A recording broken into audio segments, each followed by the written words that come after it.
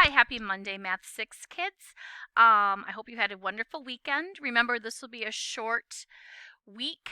We will not have distance learning on Friday. So Monday through Thursday this week. Today we're going to review our last 2 days worth of lessons on percents of change and simple interest. We are going to have one book assignment this week, and it's going to be today's. We're going to do page 366 all. That's a ready to go on. I will have the answers attached on Google Classroom for you to check it. Once you are done with the lesson, I'd like you to submit your score and your work to me, and there will be a short Google quiz tomorrow in lessons 6-5 to 6-7. So we're going to start today with the problem of the day. I'd like you to solve this. We're going to use our formula from last week. Interest is the same as your principal times your rate times your time. Can you please pause the video and solve this problem in your notebook?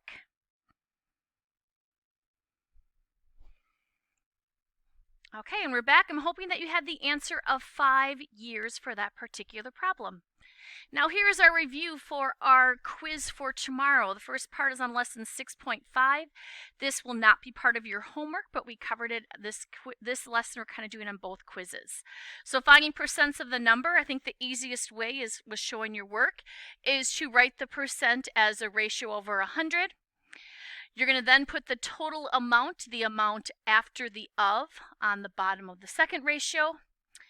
Put the final value in the missing spot, and then solve for your unknown. So if we were to look at this first one right here, what is 35% of 80?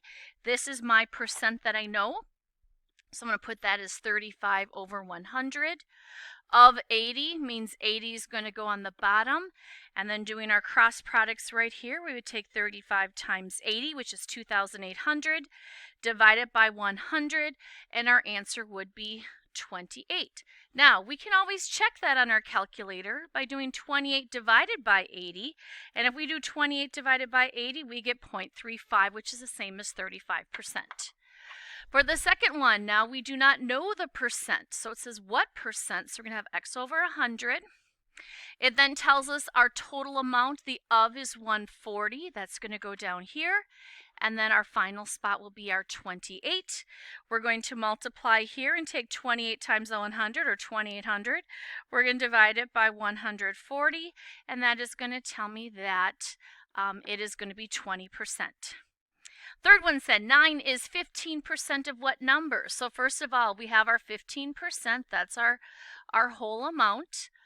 Of what number? We don't know what the total is, but we have 9 right here. Doing our cross products, we would do 900 divided by 15, and I made a mistake here. We're going to do 900, and we're going to divide it by 15, and we should get 60 for our answer.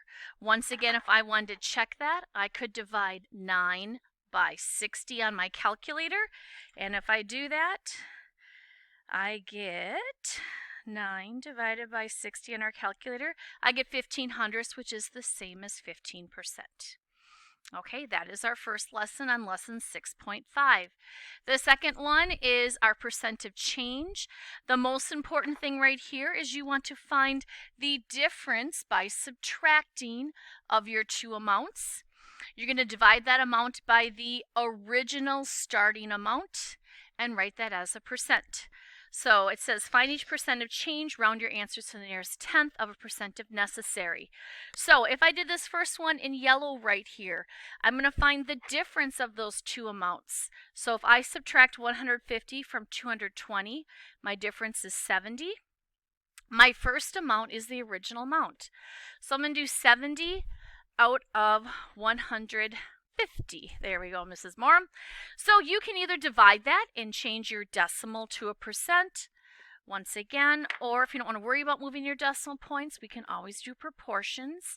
So if we were to do this, we're going to take 70 times 100. We are then going to divide it by 150, and we're going to get 46.666666. I know that that is a repeating amount, so I'm going to use that repetend. So my value would be 46.6%. And it went up so it would be an increase of that. The second one, 37 to 31. So first of all, I'm going to find the difference between those. That is 6. My original amount is 37, so I could say 6 out of 37 is the same as x over 100. I could divide 600 by 37 on my calculator, and I'm going to get 16.216216. So to be super accurate, I'm just going to say 16 point, it's repeating. So I'm going to put my repetend over all three. Percent. If I notice here, it went from 37 to 31, so it would be a decrease of about 16%.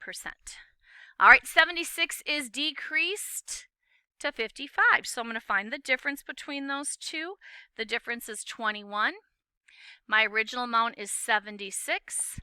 I'm going to set up my proportion, and I could divide 2100 by 76, and I'm rounding to the nearest tenth. I'm going to get 27.631579, so I'm going to say it is about 27 6/10%. Okay, 60 is increased to 80. I'm going to find the difference, so I'm going to take 80 minus 60. I know that is 20. I'm going to put 20 over my original amount, which is 60. Now this one I can do in my head, because if I were to think about this, 20 60ths is the same as 2 6 or 1/3, and I already know that 1/3 is the same as 33 1/3%, or 33.3 with a repetend percent for that one. Okay, last one here. It says that we have a store buys milk from a dairy for $1.90 a gallon. They sell it to their customers for $2.29 a gallon. What percent increase is this? So I'm first of all going to find the difference in these two prices. So $2.29 minus $1.90 is going to have a difference of 39 cents. So my difference between is 39 cents. The original amount is $1.90. Okay, so I can set up as a proportion like this right here. So if I take 39 cents times 100, I'm going to get 39. I'm going to divide that by 1.9. It's going to be about a 20.5% increase.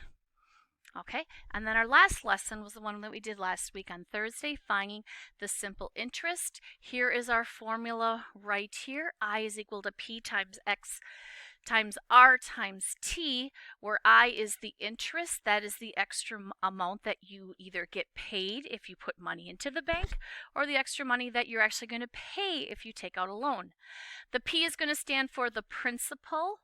That is the original amount of money, the starting amount of money.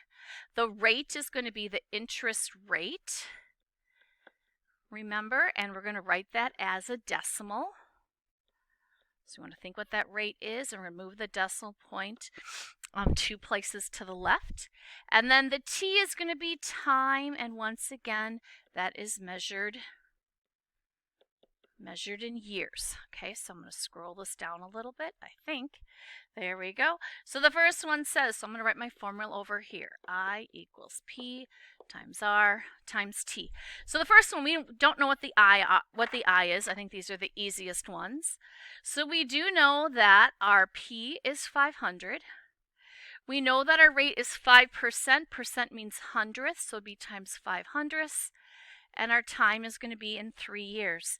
So if we were to take 5 times 500ths and times it by 3, our interest for this problem would be $75. So if we put that $500 in the bank, didn't touch it for 3 years, our ending balance would be $575. We'd have $75 in interest. Now the second one's a little different. Here is my formula.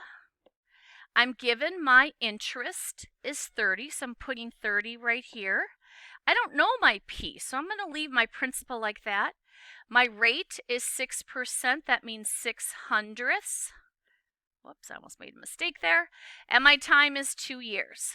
So now what I'm going to do is I'm going to take 600ths, I'm going to times it by 2, and I'm going to simplify my equation. I have P times 12/100ths. Now, when we did equations a couple weeks ago, we want to isolate the variable. We want to undo multiplying by 12/100ths. And the way we're going to do that is we're going to divide both sides by 12/100ths. So if I divide 30 by 12/100ths, oh, excuse me, I had a sneeze there. 30 divided by 12/100ths, I'm going to get 250. And that is my P. That means that was my original amount of money that I put in. $250 was my starting amount.